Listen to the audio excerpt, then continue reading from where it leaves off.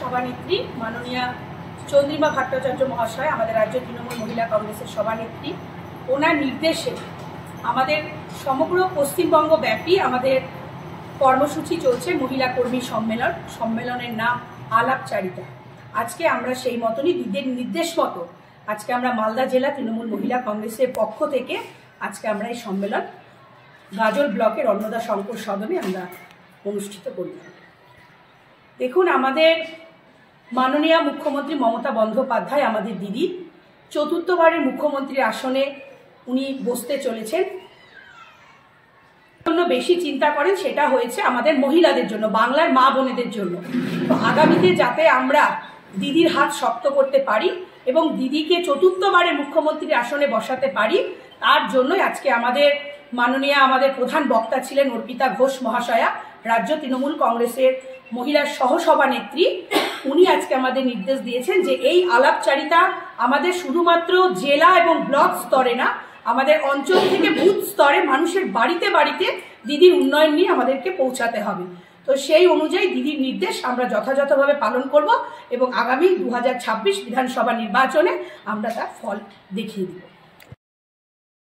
এই আলাপচারিতার মাধ্যমে আমরা মানুষের সঙ্গে জনসংযোগ বাড়াবো এবং এই জনসংযোগ জারি থাকবে 2026 পর্যন্ত। এবং আমাদের বিশ্বাস যে বিপুল ভোটে আমাদের একটা জয়লাভ হবে। এবার মালদার রেজাল্ট আমরা আশা করছি। মহিলারা তো একদম রান্নাঘর পর্যন্ত যায় এবং মহিলারাই এবার দেখাবে 2026 সালে যে তৃণমূল কংগ্রেসকে কিভাবে মহিলাদের দিয়ে মহিলা তৃণমূল কংগ্রেসের কাজ হচ্ছে। যেখানে যেখানে আমাদের দুর্বল আছে সেই জায়গাগুলো মহিলা তৃণমূল কংগ্রেস সফল। দিদির হাতিয়ারের কিছু নেই। দিদি এই প্রকল্পগুলো ভোটের জন্য করেননি। দিদি জানেন যে এগুলো প্রয়োজন এবং মানুষ ভালোবেসে ভোটটা দিচ্ছে। এটা হাতিয়ার নয়, বলা উচিত যে এটা আমাদের সম্বল করে আমরা এগোই, হাতিয়ার করি। জনগণকে কি বলবেন? জনগণকে আমরা বলার কে, জনগণ আমাদের বলে। আমরা তো জনগণের কথা শোনার জন্যই বসে থাকি। মমতা ব্যানার্জিকে জনগণ দুহাত তুলে আশীর্বাদ করে। আমরা জানি যে 2026 আরেকবার পুনরায় আরো বেশি আশীর্বাদ আমরা আশা করছি। আশা করছি যে মহিলা তৃণমূল কংগ্রেস যদি একসঙ্গে সবাই একত্রিত হয়, ভালো করে মাঠে নামে, তাহলে গাজলটা আমরা এবং ঠিক আছে। একটুখানি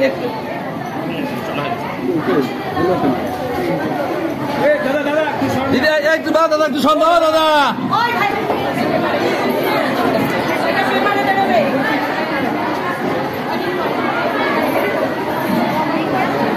হবে না তো পরে মাসির বকা খাবো। ভালো করে কাজটা করুন। আমরা নিশ্চয়ই আবার আপনাদের সঙ্গে দেখা হবে এই 2026 আগে। ততদিনে যেন মালদা তৃণমূল কংগ্রেস এমন জোরালো হতে পারে, মহিলা তৃণমূল কংগ্রেস, যাতে কারোর দরকার না পড়ে আমরা দেখিয়ে দিতে পারি মালদার রেজাল্ট আমরা মহিলা তৃণমূল কংগ্রেসরাই করে দেখিয়ে দেবো। সবাই খুব ভালো থাকবেন আর আলাপচারিতা জারি রাখবেন। এইটুকু বলে আমি শুধু বলবো তৃণমূল কংগ্রেস জিন্দাবাদ, মমতা ব্যানার্জি জিন্দাবাদ, অভিষেক ব্যানার্জি জিন্দাবাদ, পশ্চিমবঙ্গ মহিলা তৃণমূল কংগ্রেস জিন্দাবাদ, চন্দ্রিমাদি জিন্দাবাদ। জয় হিন্দ, জয় বাংলা। 11 সালে জিততে পারেনি আর জীবনেও ফিরতে পারবে না বামেরা। আর যে বিজেপি খুব নাচছে, তো ভাবছে ওরা বিরাট কিছু একটা করে দেবে। ওরা জানেই না বাংলার মাটিটাই চেনে না। আর এই মাটিটা হচ্ছে লড়াইয়ের মাটি। এখানে ময়দানে মমতা ব্যানার্জি থাকলে আর কাউকে খুঁজে পাওয়া যায় না। অতএব আমরা এই লড়াই দেব এবং এই চন্দ্রিমা দিয়ে আলাপচারিতা বলেছেন, এই আলাপচারিতার মাধ্যমে পৌঁছে যেতে হবে সবাইকে। বারবার যান মানুষের কাছে, কথা বলুন, ভালোবাসুন। যত আপনি ভালোবাসা দেবেন তত আপনি ভালোবাসা। বাড়ি বসে থাকলে তিনি আবার জিতে যাবেন পুনরায়, এইটা ভাবা কিন্তু সম্পূর্ণ তো ভুল। কোথাও রাজনীতির আঙিনায় আমাদের আজকের দিনে দাঁড়িয়েও মমতা ব্যানার্জি গাড়ি করে যেতে যেতে নেমে পড়ে জনসংযোগ করে, আর আমরা পারবো না? আমরা গাড়ির কাজ তুলে যাবো? দিদি তো যান না।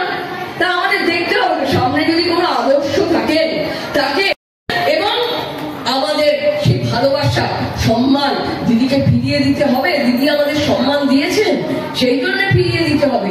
আর শুধু প্রকল্প তো আপনারা জানেন, সবাই প্রত্যেকে জানেন কি কি প্রকল্প আছে, না জানলে আমি বলবো যে একটা অন্তত তালিকা করে হাতে হাতে সবাইকে ধরিয়ে দেবে, প্রত্যেকে জানেন এবং জেনে নিয়ে মানুষের কাছে যখন যাচ্ছেন সবসময় প্রকল্পের কথা বলতে হবে এমন নয়।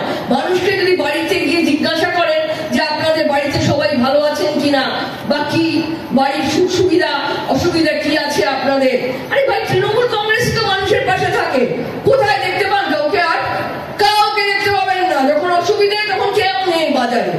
আর কিছু একটা ছোট্ট কিছু ঘটলো, সবাই মিলে লাভ দিয়ে পড়লো মমতা ব্যানার্জিকে গালি দেওয়ার জন্য।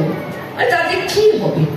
বাংলার মানুষ তো বুঝে গেছে বাংলাকে যিনি বুক দিয়ে রক্ষা করেন তার নাম মমতা ব্যানার্জি, আমরা তার সৈনিক।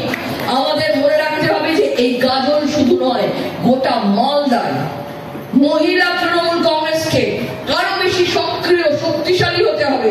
আপনাদের এখানে চৈতালিনী এতদিন ধরে সভাপতি ছিলেন, আমি জানি যে চৈতালিনীরা কিভাবে এই সংগঠনটাকে করেছেন।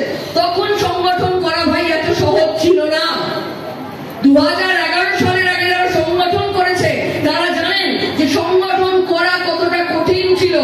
আজকে আমরা ক্ষমতায় আছি, আমাদের পক্ষে সংগঠন করা সহজ, কিন্তু 11 সালের আগে মানুষ তৃণমূল কংগ্রেসের নাম বলতে ভয় পেত, কারণ তাতে করে সিপিএম এর অত্যাচার বাড়তো, ভয়ঙ্কর বাড়তো। আমি নিজে যেহেতু 2005-6 সাল থেকে 6 সাল থেকে শিমুল নিয়ে আন্দোলন করেছি, আমরা জানি বাড়িতে রোজ আমার হুমকি চিঠি আসতো আমাদের নামে, রোজ এই করে দেবো, হ্যান করেন না, ত্যান করেন না, মেরে দেবো, ওই করবো সেই করবো।